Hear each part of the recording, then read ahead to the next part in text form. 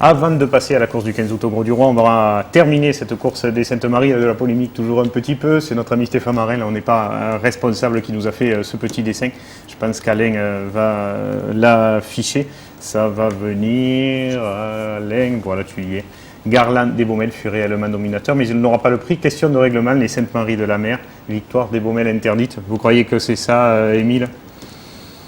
Je sais pas, non, je préfère pas m'avancer sur ce terrain-là. Bon, c'est une manade saintoise, Stéphane Marin. Jackie, vous pensez que c'est ça aussi ? Non, moi pas du tout. Pour vous, Mathis mérite... J'ai beaucoup aimé Rodin et j'ai moins aimé Garland au Sainte-Marie. Bon, là, c'est l'avis de chacun. Ouais. Ben, Rodin, je trouve que Garland, il a triché un peu, il s'est beaucoup déplacé, il a eu un coup de tête, il n'a pas fait une course. Je l'avais bien aimé quand il est sorti à Méjeanne, je l'ai vu à Vauvert, il avait été très bien, et là, il était un peu en dessous, il était moins bien, je trouve. Et là, chacun a son avis là, sur les taureaux. Mais c'est vrai que pour les raseteurs, c'était le taureau le plus difficile de la course. Ce que m'a dit Nicolas. Voilà, je ne suis pas étonné. C'était le taureau le plus compliqué. On va venir à Rodin, la course du Gros. Une fois de plus, comme au souvenir Olivier Arnaud, on se sera régalé du début à la fin de l'après-midi, sauf peut-être le premier un peu plus rude que les autres. Là encore, comme au 14 août au Sainte-Marie, archi plein dans les arènes. Les courses se suivent et le public répond présent. Très beau défilé d'ouverture, on n'a pas pu tout mettre bien sûr. Et on aime bien directement à Elésienne la manade de Brio qui sortait en première partie, qui comme très souvent aura livré un très bon quart d'heure. Oui, c'est un petit taureau qui se tient beaucoup, mais quand on va le chercher, il est capable de réaliser de belles actions à la barrière. Et puis comme tu disais tout à l'heure, pour un taureau à Sommières, c'est un taureau aussi qui est allé, comme on dit, en masse. C'est un taureau qui a donné du corps à sa course au fur et à mesure. D'ailleurs, ses finitions étaient plus timides au départ et elles se sont révélées beaucoup plus importantes et beaucoup plus franches sur la fin. Je crois que c'est la manière de raseter. Les hommes chargent plus un peu en fin de quart d'heure qu'en début. C'est vrai que le taureau a du répondant. Avec un cœur énorme. Et puis là, avec Nicolas Violet, avec Romain Gros, en ce début de course en tout cas, puisqu'ils sortiront, en tout cas Nicolas, assez tôt dans cet après-midi, ils auront tiré le côté droit. Avec Loïc Ozol, qu'on sentait moins en forme que d'habitude. Peut-être embêté physiquement. Non, je ne pense pas. Je pense qu'il était bien physiquement. Je crois que c'est le taureau qui ne lui correspondait pas. Parce que le taureau, il se tenait un peu. Loïc préfère les taureaux qui viennent de le chercher un peu dans la piste. Et Adrien, comme vous le disiez Jackie tout à l'heure, qui lui aussi est allé à masse dans ce mois d'août pour faire une très bonne course dans ce 15 août Groslay. Il a mené la course. Je trouve que c'est lui qui a osé les raser au moment difficile. Il adapte le rasé au taureau. Actuellement, on voit des rasés stéréotypés. C'est toujours le même rasé, les raseteurs. Adrien Poujol est un gars qui rasette en fonction du taureau. Il part de loin, mais il part de près. peut-être que contrairement à Benjamin ou Loïc, comme il n'est pas dans le trophée, il a une autre préoccupation qui est l'art de raseter et pas simplement lever des points. Moi je pense que non, c'est sa manière de raseter. Il a toujours été les faisonniers. Oui, non, mais c'est sûr. Pas bien de le dire qu'il rasette bien parce que pour son ego, parce qu'il a tendance un peu à se chauffer. Mais... Il est élégamment naturel, moi j'ose le dire. Moi je trouve qu'il a la grande classe. C'est la grande classe. Il a toujours été comme ça, vraiment. Il est très torero, on dirait en espagnol. Très torero, là il est très rasetteur, mais rasetteur au sens noble du terme, celui qui affronte le taureau loyalement. Quelquefois ses reprises sont un peu dures pour les taureaux, parce qu'il y rentre tellement dedans que... Mais sinon, il a une connaissance, une vista des terrains, de savoir comment on doit aborder un taureau. Et l'autre bon quart d'heure de ce début de course, c'est Ross, de la manade Ricard, qui aura été très bien lui également. Oui, j'ai un début de course, j'ai eu un peu peur qu'il passe un peu à travers ce taureau, et puis c'est bien repris, et c'est Nicolas Violet qui l'a mis en confiance. Il lui a fait des rasés en le gardant un peu, lui donnant beaucoup de sorties, et le taureau, il a fait des enfermées très belles. On le voit là encore revenir très loin à la planche après Nicolas.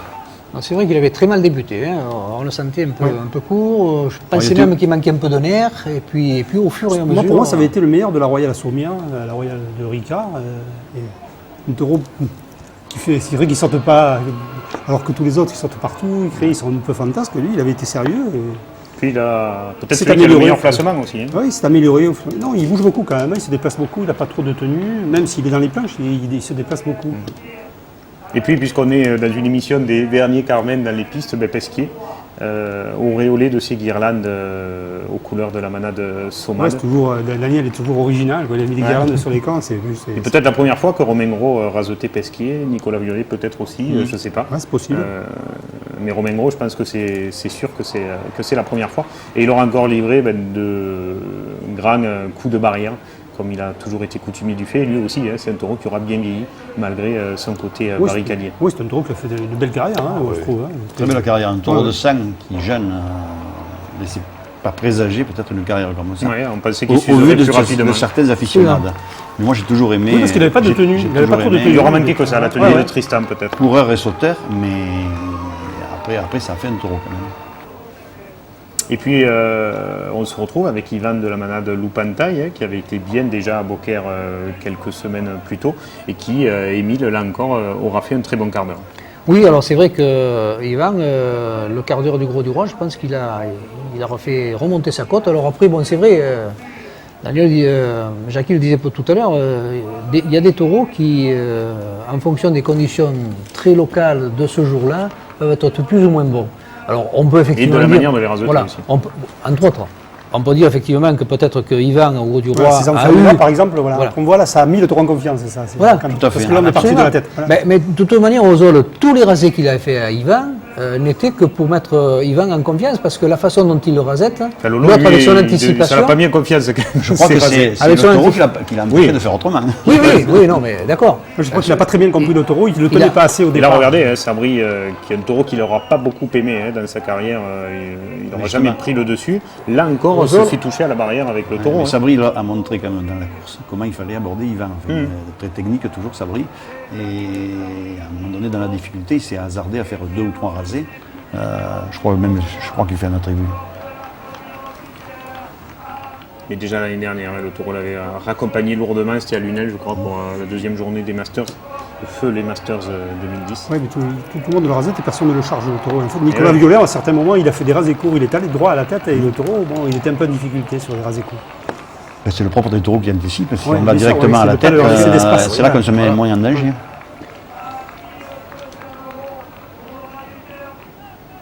Damien Moutet, je crois, qui Oui, avait oui, cette c'est ficelle à 1200 €. Alors On se que rappelle c'est- que Damien Moutet avait un petit peu chargé avec Ivan, il y a déjà 2 ans de ça, Ouais. je crois, dans cette même piste du Gros du Roi.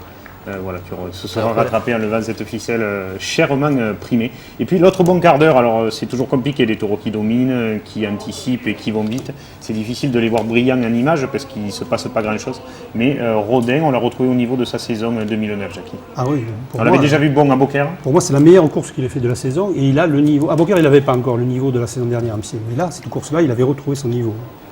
Ah, il a fait un très très bon quart d'heure. Moi, il m'a Moi aussi, pas j'ai- surpris, mais enfin, Et j'ai on grandement voit, La apprécié. vitesse où là, J'ai ça grandement va que c'est à apprécié. Digue. Et même la façon de redoubler après le passage à la tête. Quelquefois, le taureau, il est là, quelquefois, il est finir venu, aussi. Et puis comme à et il Beaucaire, touche, il finit il au-dessus touche, des hein. barrières. Il touche le rasetteur.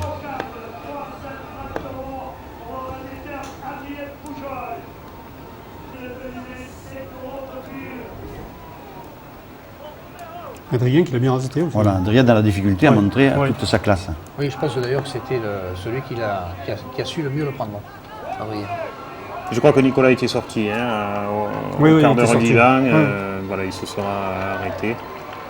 Il aura un peu manqué, peut-être à droite, sur ses derniers taureaux, Rodin, Ouais, c'est Guépard. possible. Même si Loïc, comme souvent, avec Guépard, aura fait Et un bon Loïc, quart d'heure. il a pas su raseter comme Yvan, il a pas su raseter ce taureau parce qu'il lui laisse trop de chance. Quoi. Il faut le tenir un peu plus au départ pour pouvoir le charger. Alors que Guépard, on va le voir peut-être avec Guépard, Guépard, il arrive toujours, le taureau l'anticipe moins, il arrive quand même à le faire venir dans Ouais, le milieu et- et à passer la tête. Il le rasette avec beaucoup moins de difficultés que les autres. Il est beaucoup plus à l'aise. Pourtant, on voit toute la méchanceté du taureau et sa dangerosité à la barrière, comme là, Voilà, après le taureau il Romain Gros. anticipe, mais quand même, il vient le chercher dans la piste, le taureau, et donc il peut passer la tête. On voit ces beaux rasés de Loïc avec Guépard. Le taureau a beaucoup de mobilité et il se met quelquefois un peu hors de son terrain, ce qui donne plus Il y de a quelque facilité au Moi, rasetteur. dans sa mobilité, je trouve qu'il a quelque chose de Rousset. Rousset était comme ça aussi, Oui, très oui. mobile, comme ça, Oui, il oui. cherchait le combat. Mais là où il est dangereux, c'est à la barrière. Ah, la barrière, il a une Et habileté. Romain Gros, qui le rasette peut-être pour la première fois, je ne vais pas dire de bêtises encore. Il n'a pas très bien je sais raseté. pas Il s'il a avait raseté, déjà mais raseté. il était un peu décalé, il mettait la main en sautant. Et moi, j'avais toujours peur qu'il se fasse accrocher. Et en fait, Et c'est là, bien passé pour ah, lui. mais il a l'action de la raseté. journée, c'est cette action. hein. Après, C'est Loïc qui se fait Ozol qui accrocher s'est fait du attraper. pied. Il a raseté avec confiance. Hein. Quand on a confiance, un rasetteur, ça permet de faire des exploits.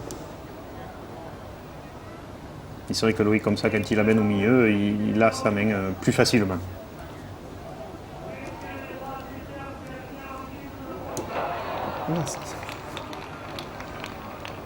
Et il a le coup de barrière de profil qui est magnifique quand même.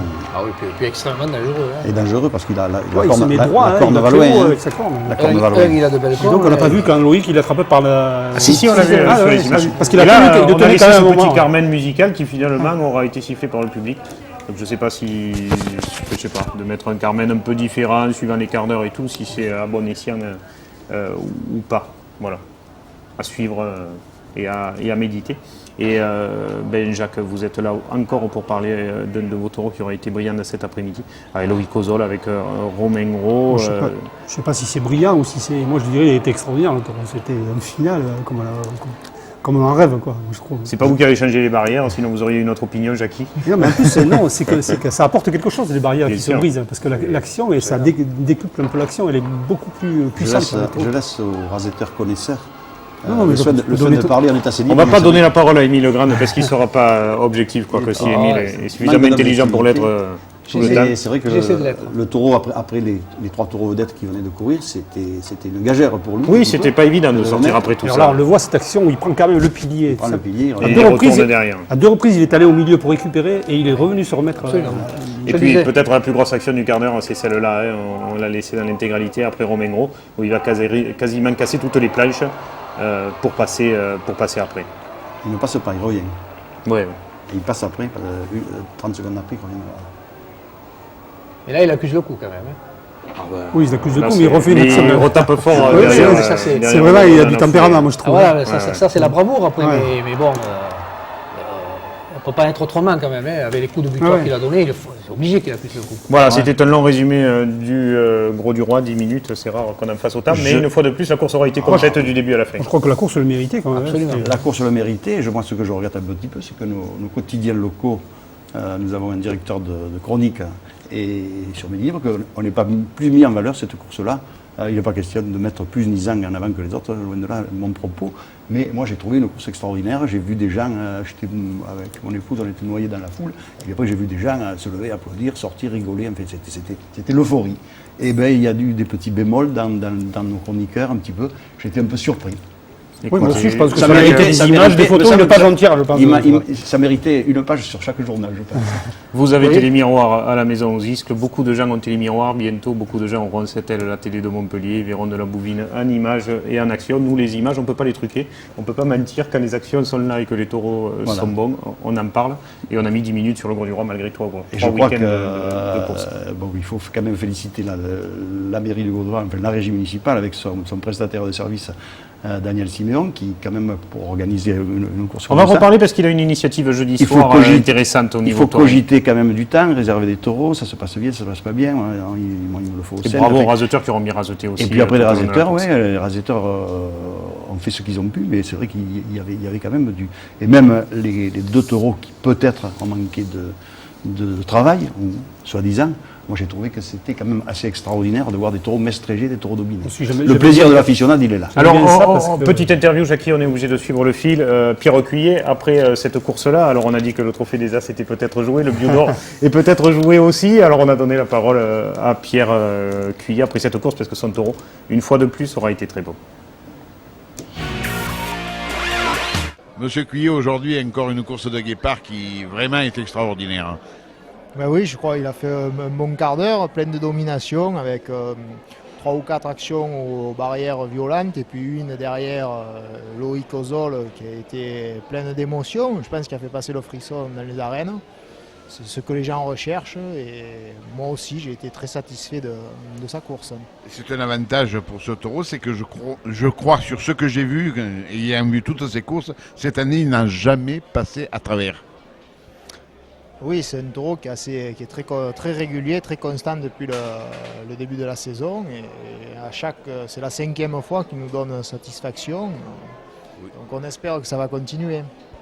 Alors, Guépard va ressortir le 5 septembre à Nîmes. Après, si la commission du trophée le retient, il sortira le 10 octobre. Et puis il ira à la finale du trophée Pescalune, normalement, qui est prévu le 31 octobre. Ouais, mais ça arrive. En tout cas, moi, c'est pas. Nous, on n'élève pas des taureaux pour gagner un titre particulièrement. S'il l'a, c'est très bien, on en sera ravis. S'il ne l'a pas, c'est pas un problème.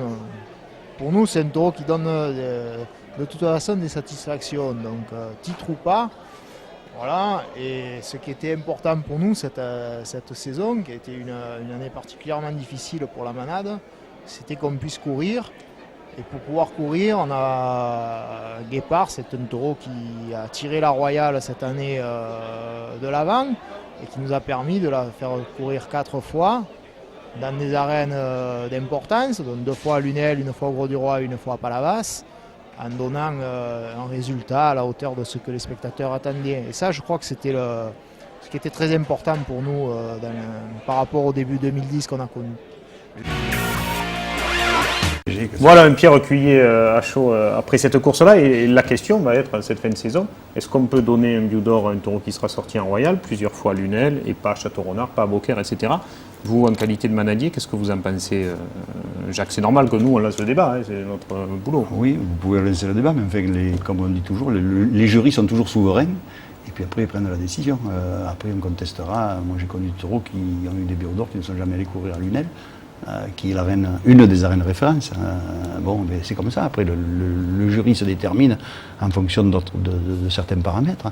Et il n'y a pas beaucoup quand même de taureaux qui sont passés à travers. Généralement, la majorité des Biou d'Or le méritaient cette année-là. Il y a eu de grands Biou d'Or, de taureaux moindres, mais généralement sur l'année, ça s'est toujours vérifié que le taureau Biou d'Or était un taureau qui avait marqué la saison. En tout cas, ce qui est sûr, c'est que le départ aura été jusque-là très oui, bon. je pense prochaine que sortie, là, je crois. très bon. Ouais. On va vite en venir au top 5 parce qu'on est plus qu'à la bourre. Les 5 raseteurs qui auront un peu animé les derniers week-ends pendant qu'on était un peu en vacances, surtout vous Jacques.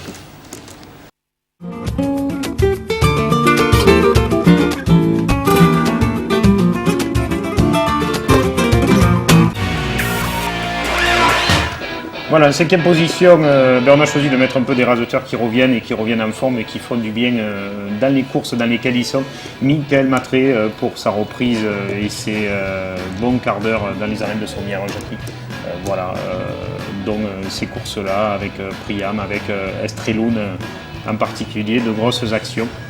Et un Michael qu'on espère loin des blessures maintenant et pour bien finir cette saison qu'il avait bien reprise.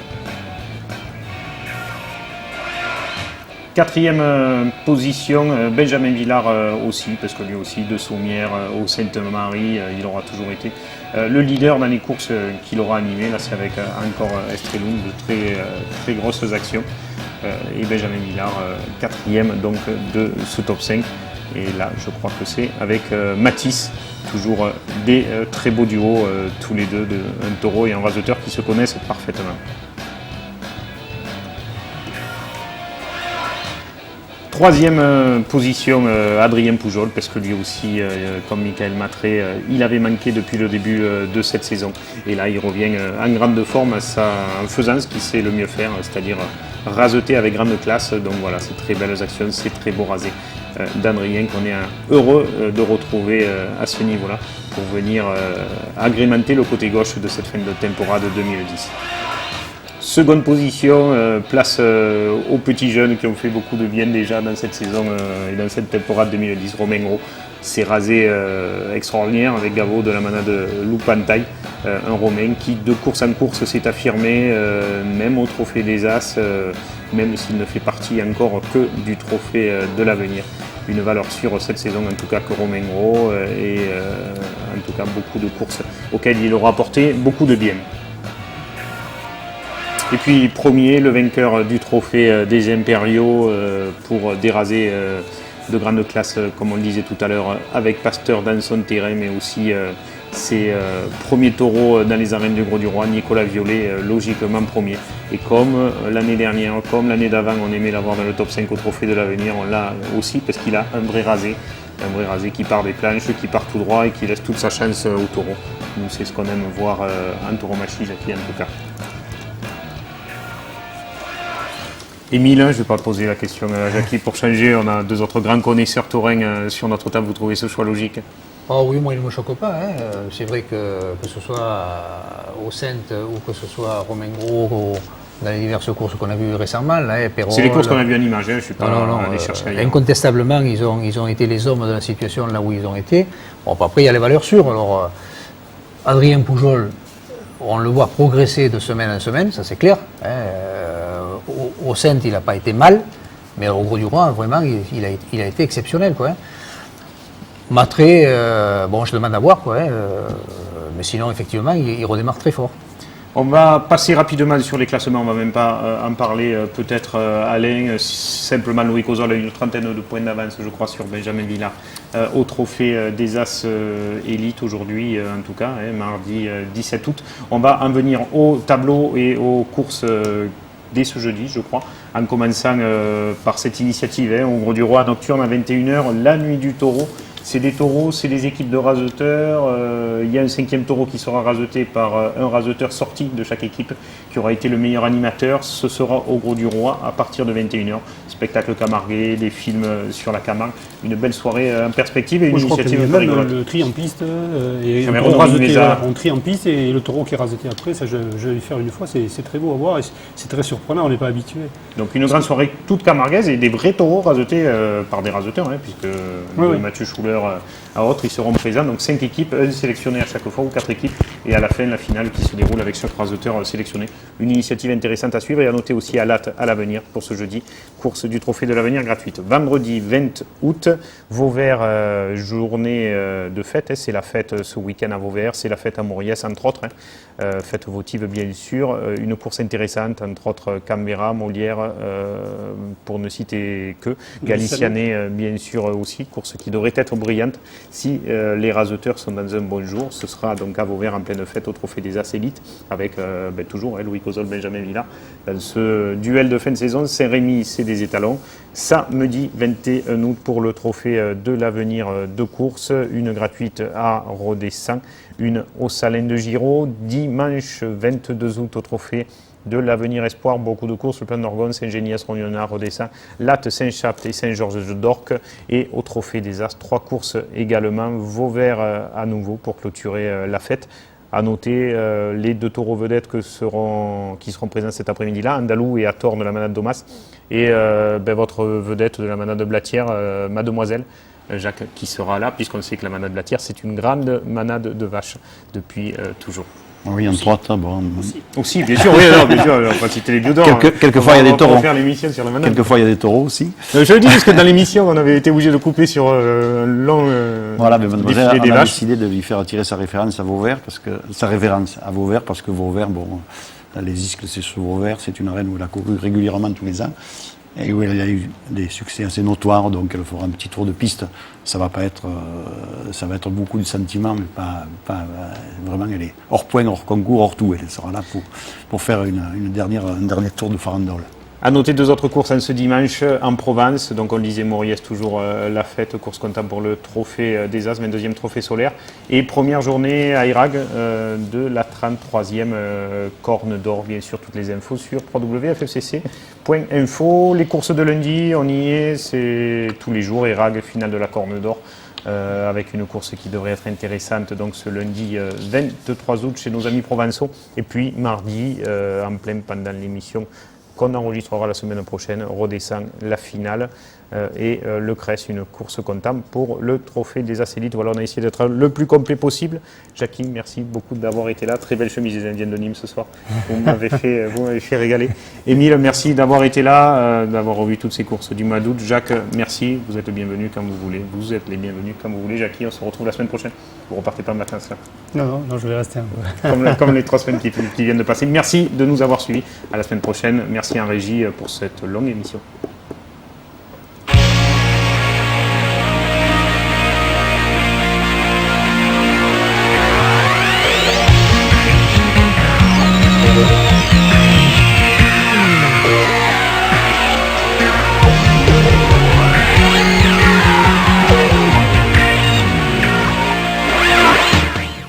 Les pompes funèbres camarguaises, convention obsèques, prévoyance, funérarium et ses agences de Nîmes, Sommières, Saint-Dionysie, Générac et Saint-Gilles vous ont présenté Noir et Blanc. Vivez votre passion de la course camarguaise avec la région Languedoc-Roussillon.